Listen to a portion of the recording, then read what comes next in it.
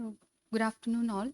Today, my topic of presentation is diabetic retinopathy changes seen in ultra-wide-field fundus imaging after anti-VEGF therapy. Diabetic retinopathy, the leading cause of visual impairment in the world. It is the most common cause of microangiopathy of retinal vasculature.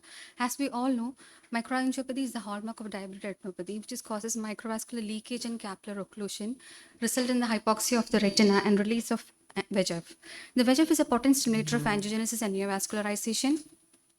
Even though anti-VEGF is the mainstay of treatment for diabetic macular edema, background retinal changes response to the anti-VEGF are seldom assessed.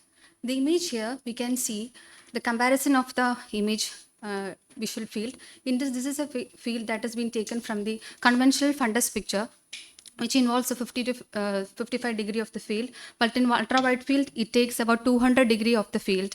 More than 50 degrees is called as wide field and more than 100 is called as ultra wide field. This is a picture showing an ultra wide field 200 degree image with an overlay of ETDRS7 standard field and the peripheral field. Here we can see that there is ETDRS7 standard field, and outside the ETDR is called as peripheral field from 4 to 6, which is involving the five fields. So the ultra-wide field images identify the peripheral diabetic retinopathy lesions that are not visualized using the 7 standard ETDRS photograph, which only captures 90 degree of the retina. Hence, immaculate characterization of the presence and distribution of the diabetic retinopathy lesion across almost all of the retina is possible.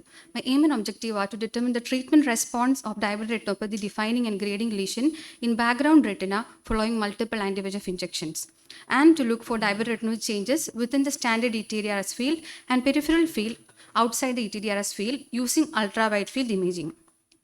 Materials and methods, it's a hospital-based prospective observational study done in 47 eyes of 32 patients based on the Silva PS et al. And the subjects are patients present with the diabetic retinopathy who was advised for anti-VEGF injection for the treatment purpose for macular edema. It's conducted in tertiary eye care center in South India for the duration of 6 months. Inclusion criteria: all cases of diabetic retinopathy, age above 18 years, who receive intravitreal anti-VEGF injection for the treatment purpose.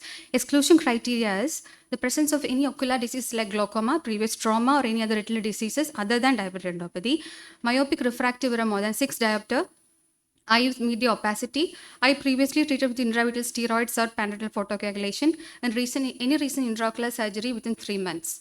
Methodology: consent is being taken from the patient, and after a detailed medical history, slit lamp examination and indirect ophthalmoscopic examination is done. A sequential ultra-wide field fundus photographs are taken. The first photographs are taken treatment-naive patient, and the second photograph are taken 1 month after the first dose, and the third photograph are taken 1 month after the second dose. The total of 3 photographs are taken for a single patient.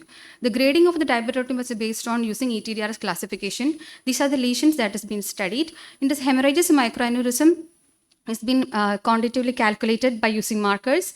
Other lesions has been calculated by whether the lesions is present or absent. Hard exudates is quantified based on the picture given below. This is the ETDRS grid, and the number of grids that is involved is being calculated, and the significance is measured. Coming to the result and discussion, majority of the patients have been age group in 51 to 60 years, and majority of the patients are diagnosed as moderate NPDR. The effectiveness of treatment, it was found that the lesions like hemorrhages, cotton wool spot, microaneurysm, and hard exudates are clinically significant with a p-value of less than 0.1, but rest of the lesions was not clinically significant. Distribution of the retinal lesion in the wide field images. Most of the lesions has been distributed within the ETDRS field, majority of the lesion. In the picture table below, hard exudates majority, that is 89.3% are seen in the ETDRS field, and only 17.2 are seen outside the field. The effectiveness of treatment, the treatment was of the severity of the diabetic retinopathy was significant. This is one of the patient image before the anti-VEGF injection. Here you can see numerous hemorrhages, and this is after the dose, the hemorrhages have subsided. There was a statistically significant association noticed between the central macular thickness and a p-value. And coming to other treatments, other comparison with other studies, DCR.net protocol S suggests that ranibizumab was not inferior to PRP for the treatment for PDR. Silva PS et al. Study show that only 1/3 of the lesions were detected on ultra wide field imaging.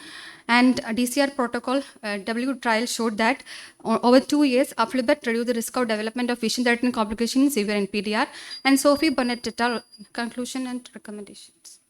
Conclusions of the study was hemorrhages, microaneurysms are being significantly reduced. Ultra wide field image show that there is considerable amount of lesions outside the ETDRS field, and the macular edema significantly reduced. Recommendation: there should be large sample size, long-term follow-up, and there should be a software for the analysis.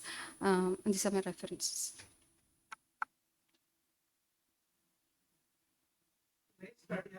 Questions for you. Yes, sir. The first question you mentioned about anti-VEGF. So, Yes, sir. the anti-VEGF that you use?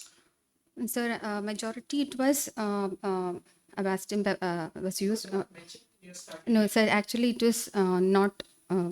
The second thing is, you use this wide angle. So the things that you mentioned, the list that you mentioned, that you can pick it up in your 20T and 90T also, right? So what is the additional information that you're getting from this gadget that you use? So this is a non-vidriatic this one, and also there is a fast acquisition of images, and also we can store the data and can be transferred. And also these can be sequential fundus imaging, but the treatment response can be assessed using the ultra wide field images. With this particular gadget, you've not looked at macular edema, is it? No, sir, we cannot do. If it is associated with wide field fluorescent angiogram, then we can assess, but at present it is not.